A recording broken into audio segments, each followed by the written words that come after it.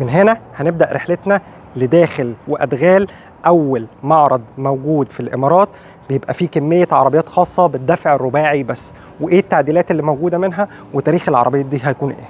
تعال أوريك اللي عمرك ما شفته. دي بقى مش عربيات بس، لا ده عربية وكائن غريب بر مائي. يعني ايه بيمشي في البر ويمشي في المية؟ زي ما انت شايف كده حجمي بالنسبة لها ايه، بتستخدم في نقل شاحنات او نقل بعض الحاجات ايام الجيش الامريكي سابقا. الاتنين اللي على الجنب دول نفس الوظيفة بالظبط، بس تعالى اوريك بتمشي في المية ازاي.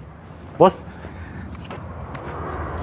الكاوتش اطول مني وده كاوتش. تعالى، كل حاجة 4 باي 4 باي 4 باي 4.